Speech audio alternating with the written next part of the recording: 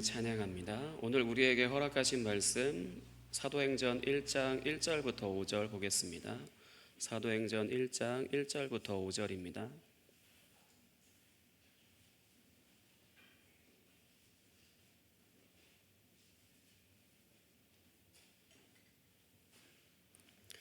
사도행전 1장 1절부터 5절 신약성경 187페이지 한 목소리로 같이 읽겠습니다. 시작. 데오빌로여, 내가 먼저 쓴 글에는 무릇 예수께서 행하시며 가르치시기를 시작하신부터 그가 택하신 사도들에게 성령으로 명하시고 승천하신 날까지의 일을 기록하였노라.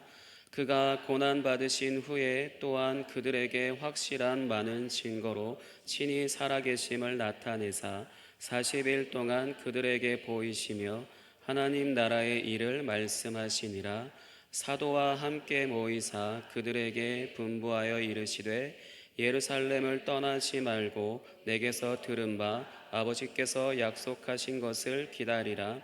요한은 물로 세례를 베풀었으나 너희는 몇 날이 못되어 성령으로 세례를 받으리라 하셨느니라. 아멘. 오늘은 성령의 역사를 기록한 책인 사도행전 1장 1절부터 5절을 가지고 성령이 무엇이기에 라는 제목으로 말씀을 전하도록 하겠습니다. 오늘 말씀은 사도행전의 일종의 서론과 같은 것에 해당한다고 할 수 있습니다. 사도행전의 저자는 누가복음을 쓴 누가입니다. 여기서 1절에 내가 먼저 쓴 글이라고 하는 것은 1절에 보시면 내가 먼저 쓴 글이라고 기록되어 있죠. 이 내가 먼저 쓴 글이라고 하는 것은 누가복음을 의미하는 것입니다. 여기서 누가는 누가복음의 끝부분과 이제 사도행전 처음을 연결하고 있는데요. 여기서 이제 누가복음 안에서 이제 중요한 부분만 다시 거론하면서 이제 누가복음을 요약하고 있다고 할 수 있습니다. 예수님께서 행하신 일과 가르치신 것, 그리고 사도들에게 성령으로 명하시고 승천하신 날까지의 일을 기록하였다고 했습니다.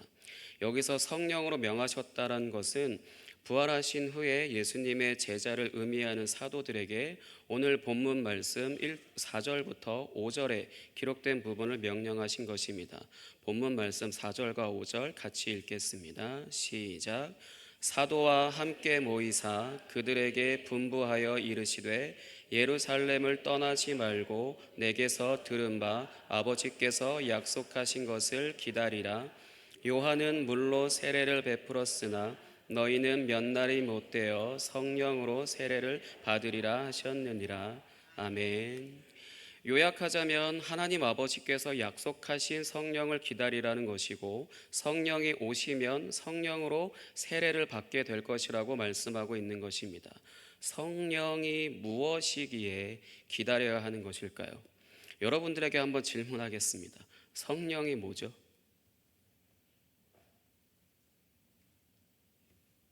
성령이 무엇인가요?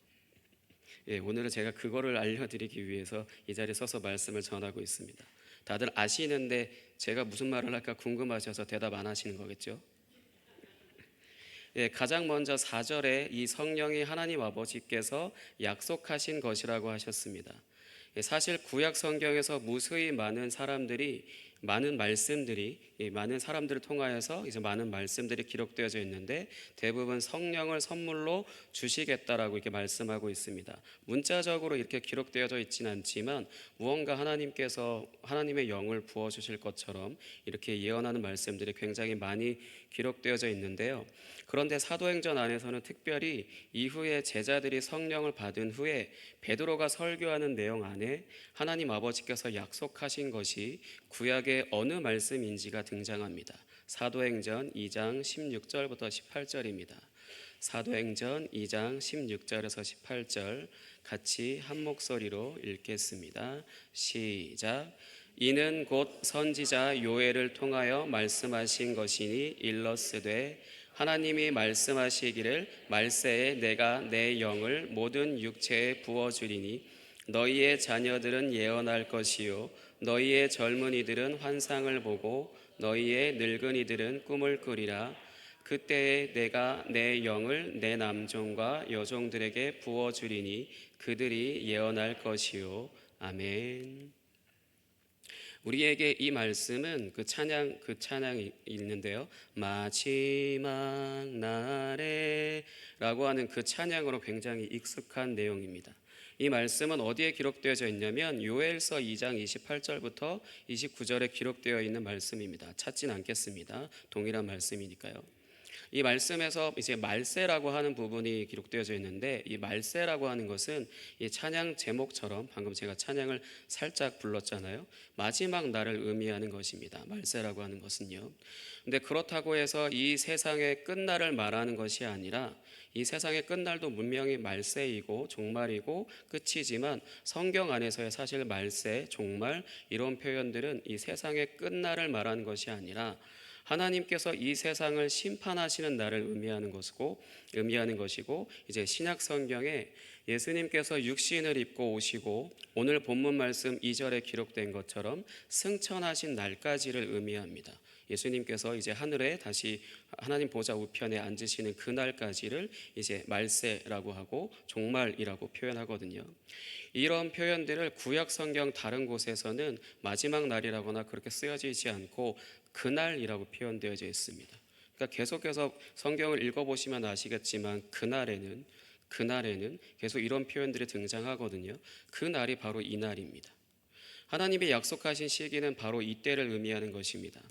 예수님께서 하늘로 올라가신 후에 이제 모든 육체에게 하나님의 영을 부어 주신다고 말씀하십니다.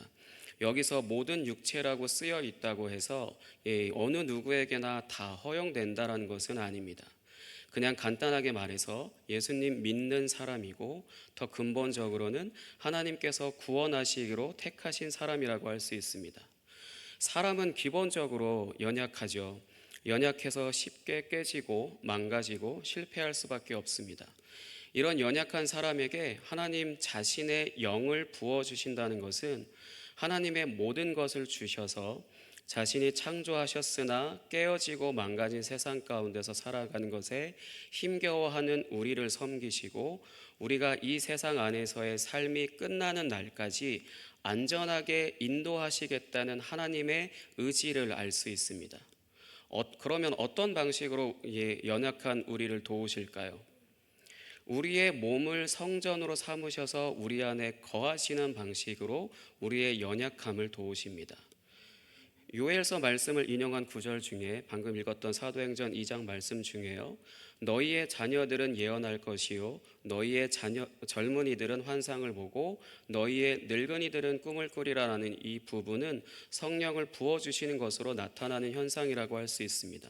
그러니까 마지막 날에 하나님께서 이 세상을 심판하시는 그때에 이제 하나님께서 자신의 영을 부어주시면 자녀들은 예언을 한다라고 하는 것이고, 젊은이들은 환상, 비전을 보고, 여기에 늙은이들은 꿈을 꾸리라라고 이제 표현이 되어져 있는데, 사실 이 세 가지 표현은 구체적으로 우리에게 그런 현상이 나타날 것이다라는 것보다는 간단하게 말해서 구약에서 하나님이 자신을 나타내시던 수단들을 나열하신 것뿐입니다.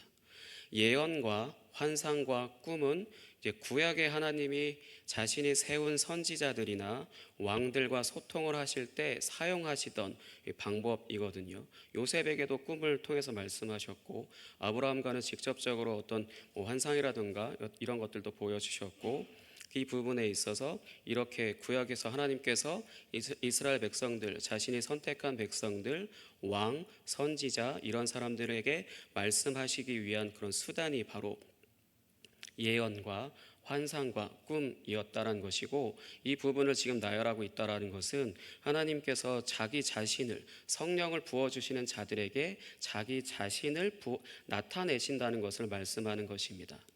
그래서 성령을 뭐라고 부르냐면요, 그래서 오늘 제목처럼 성령이 무엇이기에 라고 하는 것의 답은 뭐라고 드릴 수 있냐면, 성령은 계시의 영이라고 할 수 있습니다. 계시라고 하는 것이 어떤 가게의 문을 연다 해서 그 계시에는 아니고요. 계시라고 하는 것이 무언가를 뭐 하나님 예를 들어서 이상한 사람들이 내가 뭐 계시 받았다 이런 표현들 쓰잖아요.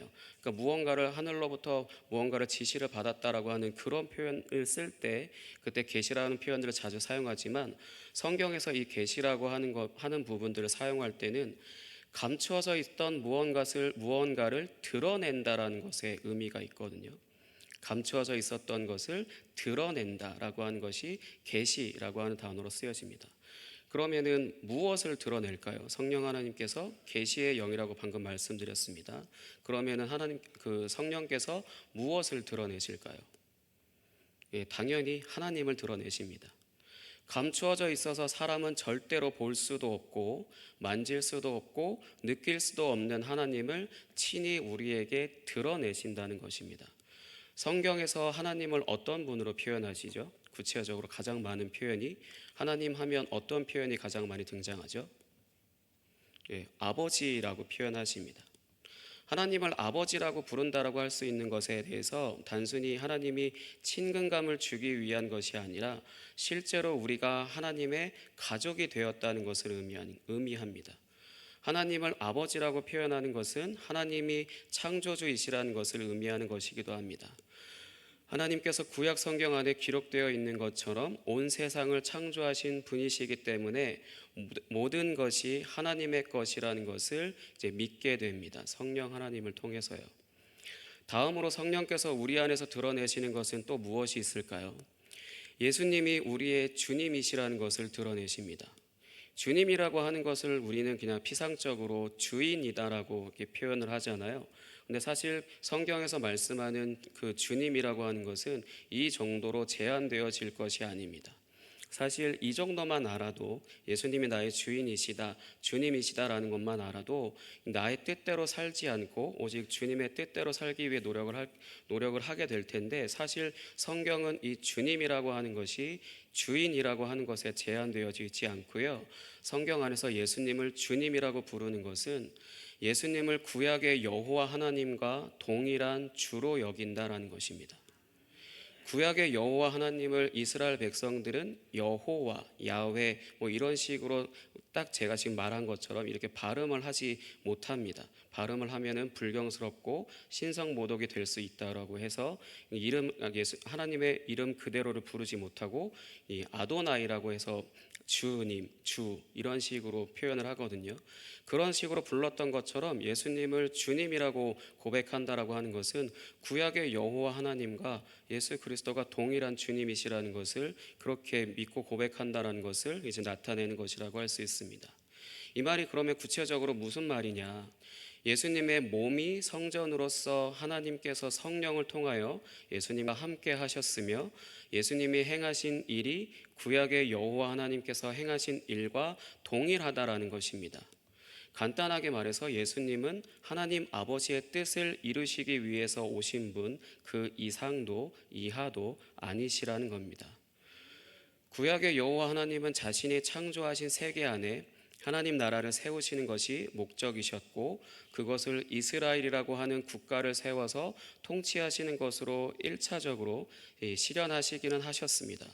그것을 이제 예수님께서 이루시는 것으로 인해서 이스라엘이라고 하는 제한된 나라가 아닌 온 세상 가운데 예수님을 주님으로 믿는 사람들의 모임인 교회를 통하여 통치하시고 다스리시는 것으로 하나님 나라를 세우시고 이루어 가십니다. 성령께서는 이런 일을 이루시는 예수님이 온 세상을 다스리시는 주님이시라는 것을 드러내십니다. 아멘. 그럼 마지막으로 성령께서 드러내시는 것은 또 무엇이 있냐? 하나님 아버지와 예수 그리스도와 성령께서 하나이시라는 것을 드러내십니다. 성부와 성자와 성령 하나님은 이 세상을 창조하시기 전부터 완전한 사랑의 관계 안에서 존재하고 계셨습니다. 그러던 중에 이러한 완전한 사랑을 하나님이 아닌 다른 존재에게도 쏟아 부어주고 싶으셔서 자신 안에 창조 세계를 만드신 것이고 인간을 자신의 형상으로 창조하심으로 이 사랑이 모두 인간에게 쏟아 부어지게 하셨습니다. 그러나 인간이 이 사랑을 거부했죠. 이 사랑을 거부해서 이제 깨어진 세상, 깨어진 마음으로 살게 되었다고 할 수 있는데, 그래서 우리가 깨어진 가정에서 자라고 몸과 마음이 망가짐을 경험하고 관계 안에서 배신을 당하고 이제 질병으로 고통받고 정신적으로 고통받고 뭐 대출금이라고 한 빚에 시달린다든지 아니면 치열한 경쟁 속에서 살아간다든지 아니면 남녀 차별이라든지 아니면 인종 차별이라든지 열등감, 패배의식, 좌절, 슬픔, 환난과 같은 말로 다 표현할 수 없는 결핍과 부족을 살아가게 되었습니다. 그러나 이 모든 것을 성령께서 다시 우리 안에서 회복시키십니다.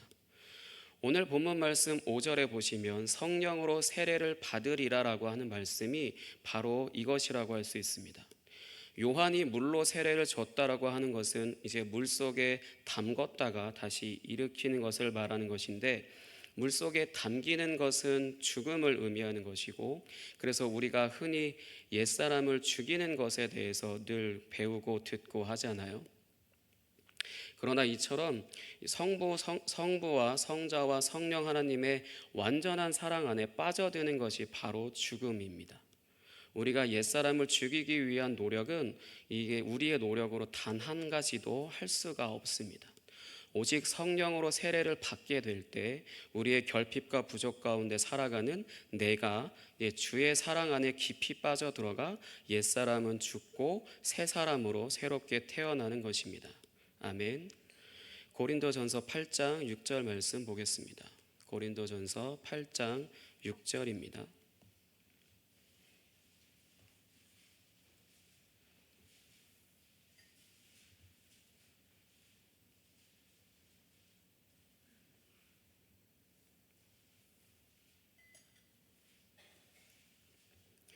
고린도전서 8장 6절 말씀 같이 읽겠습니다. 시작. 그러나 우리에게는 한 하나님 곧 아버지가 계시니 만물이 그에게서 났고 우리도 그를 위하여 있고 또한 한 주 예수 그리스도께서 계시니 만물이 그로 말미암고 우리도 그로 말미암아 있느니라. 아멘. 온 세상을 창조하시고 소유하신 하나님을 아버지라고 부르고 온 세상을 다스리시는 분을 주님이라고 부를 수 있는 것도 결국은 성령의 역사입니다.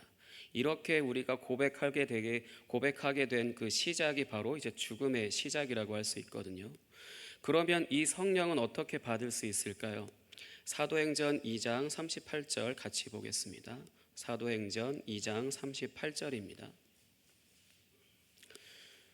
사도행전 2장 38절 말씀 같이 읽겠습니다.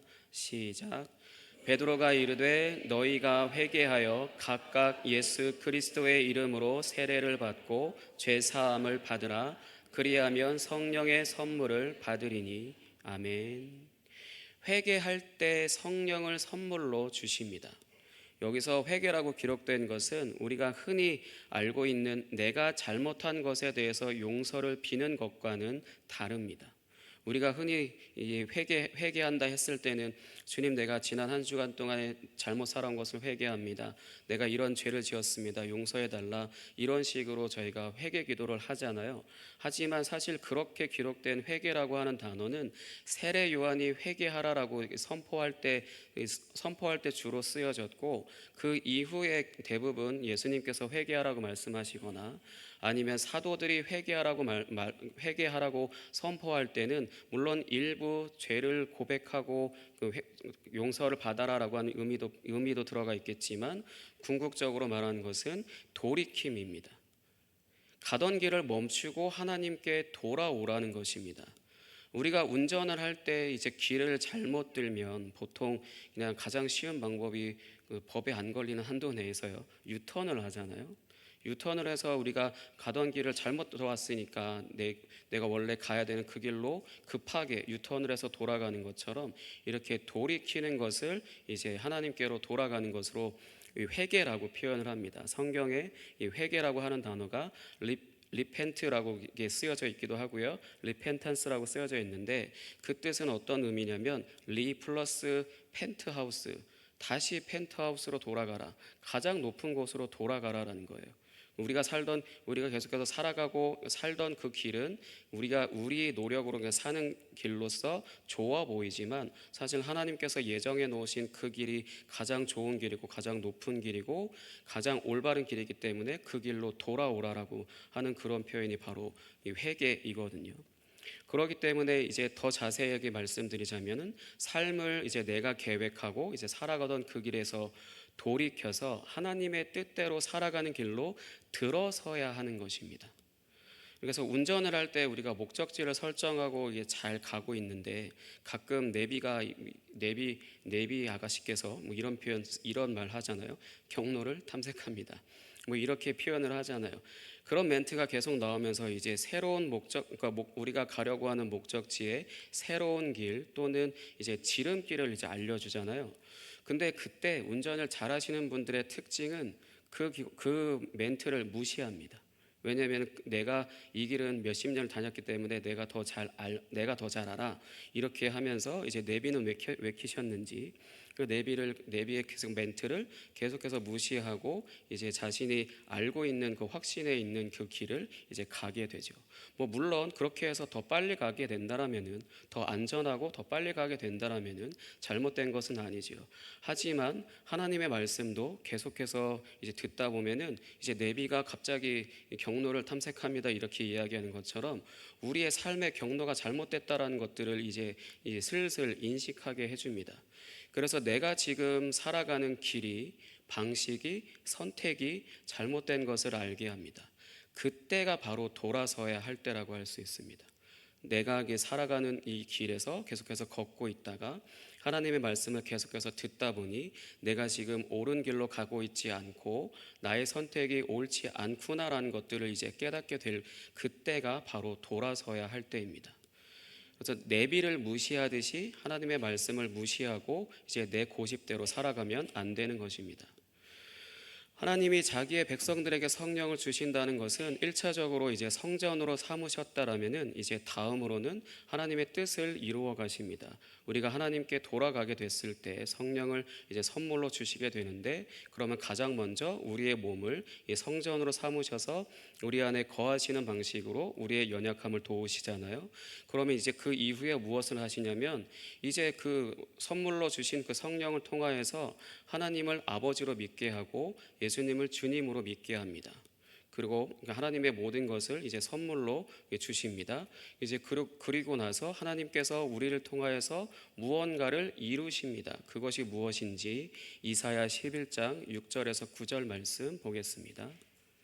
이사야 11장 6절에서 9절입니다.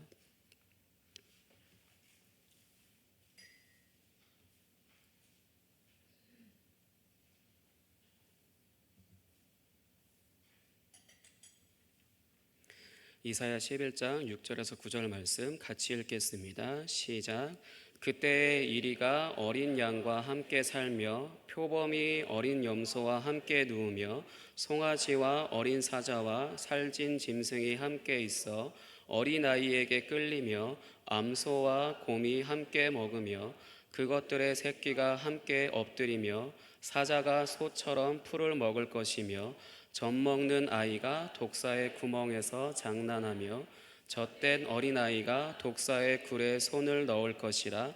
내 거룩한 산 모든 곳에서 해됨도 없고 상함도 없을 것이니 이는 물이 바다를 덮음같이 여호와를 아는 지식이 세상에 충만할 것임이니라.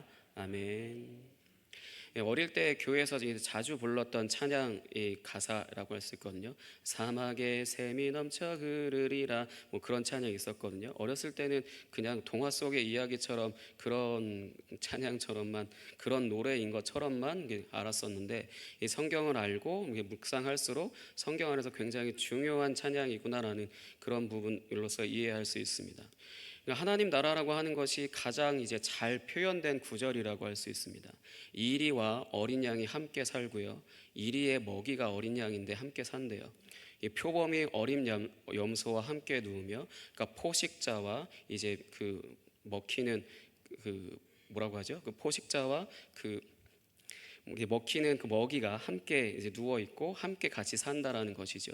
그 도저히 상식적으로 이해할 수가 없잖아요. 그러니까 오늘날 우리의 삶도 경쟁을 해야 되고 열심히 살아야 되고 열심히 나의 것을 찾고 쌓고 그렇게 해야 먹고 살 수 있는 것, 그런 세상인데, 이 성경의 말씀은, 이 이사야서 11장의 6절의 말씀은 그 9절에서 보시면 해됨도 없고 상함도 없을 것이니 라고 이제 기록되어져 있거든요.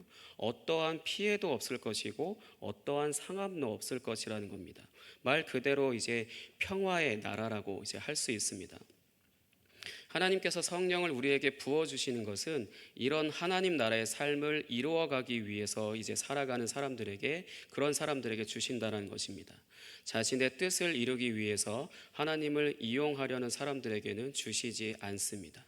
그래서 과거에 열심히 성령을 받기 위해서 엄청 찬양도 하시고 엄청 집회를 통하여서 엄청 열정적으로 이렇게 성령을 받기 위해서 열심히 하시던 분들도 계셨잖아요. 사실 그때 하나님께서 혹시나 성령을 부어 주셨다라고 하는 것은 떼쓰기 때문에, 어린아이가 장난감 가게 앞에서 나 이거 안 사주면은 절대 집에 안 간다고 들어눕고 이렇게 막 떼쓰는 것처럼 그렇게 떼쓰기 때문에 하나님께서 그런 사람들에게도 일부 그렇게 주시기도 하시거든요.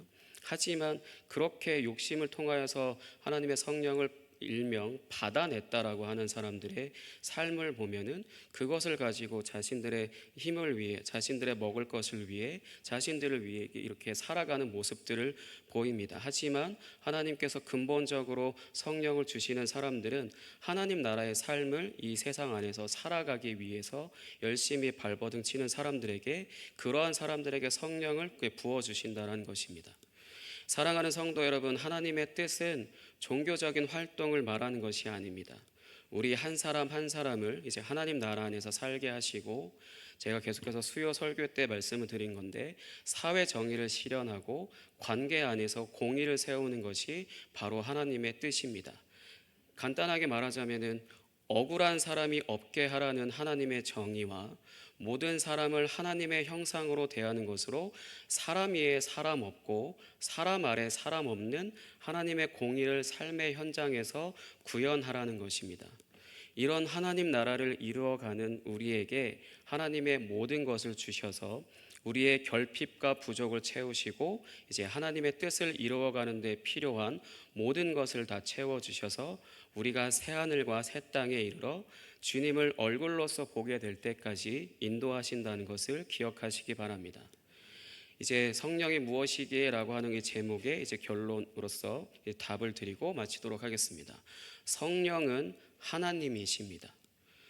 우리 안에서 하나님을 아버지라고 부르게 하고 그 다음에 예수님을 주님이라고 부르게 하시며 성부와 성자와 성령 하나님의 영원한 사랑의 관계 안에 우리를 거하게 하시고 하나님 나라를 살게 하시는 분이십니다.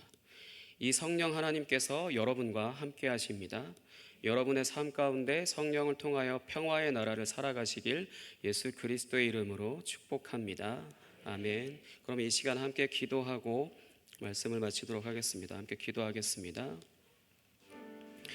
하나님, 우리의 삶 가운데 오직 주님의 은혜 안에 하나님 나라를 살아갈 수 있도록 성령을 우리에게 부어주시고 날마다 하나님을 아버지라고 부르며 날마다 예수 그리스도를 주로 부를 수 있는, 그리고 고백할 수 있는 그런 삶으로 하나님의 영원한 사랑 안에 거할 수 있도록 해달라고 이 시간 주여 한번 외치고 통성으로 기도하겠습니다. 주여! 하나님 아버지 감사합니다. 오직 주님의 사랑과 은혜로 아버지 날마다 우리를 이것 가운데 부르셔 주의 나라의 삶을 살게 하신 은혜를 감사합니다. 아버지 믿는 자들에게 동일하게 성령을 선물로 주신다라고 하셨고 성령이 계시의 영이시며 하나님을 드러내셔서 하나님의 창조주이시라는 것과 예수 그리스도를 주님이라고 고백하는 것과 오직 삼위일체 하나님께서 하나이시라는 것, 그 영원한 사랑의 관계 안에 우리를 초대하셨고 우리로 하여금 그 사랑 안에서 결핍과 부족을 다 채우시며 날마다 하나님 나라의 삶을 살아갈 수 있는, 하나님의 뜻을 살아갈 수 있는 삶이 되게 하신 그 은혜를 주님 찬양합니다. 오직 주님만 홀로 영광 받아 주옵소서. 주님 감사합니다. 함께하여 주시옵소서. 하나님 아버지 감사합니다. 예수 그리스도를 믿는 모든 이들에게 성령을 선물로 주신다라고 말씀하셨고 그 성령은 계시의 영이시기에 하나님을 아버지라고 부를 수 있게 하며 예수 그리스도를 주님이라고 고백할 수 있게 하고, 그 다음에 성부와 성자와 성령 하나님의 완전하신 사랑 안에 거하게 하시는 분이시며, 우리로 하여금 하나님 나라의 삶을 살게 하시는 분이시기 때문에 우리의 모든 결핍과 부족이 온전히 그 성령 하나님의 그 성령 세례로 말미암아 아버지 온전히 채워지며, 우리가 주님 다시 오시는 그날까지 새하늘과 새 땅에서 주님을 얼굴로 뵙게 되는 그날까지 우리를 온전히 지키시고 인도하시는 분이시라는 것을 이 시간 배웠습니다. 이 성령 하나님의 역사하심이 우리 안에 가득하게 하시고, 우리의 삶이 비록 결핍과 부족 안에 아버지 우리가 깊이 빠져들어가 있어 아버지 헤어나올 길이 없어 보인다 할지라도, 그곳 가운데 그 깊은 곳에서라도 그 깊은 곳이라도 찾아 들어오시는 성령 하나님의 그 역사하심으로 말미암아 우리의 모든 결핍과 부족에서 자유케 되게 하시며, 오직 하나님의 것을 누리며 사용하며 그렇게 살아갈 수 있는 그런 선교교회 공동체 되어질 수 있도록 주님 인도하여 주시옵소서. 오직 그렇게 행하실 주님을 찬양합니다. 예수님의 이름으로 기도하였습니다. 아멘.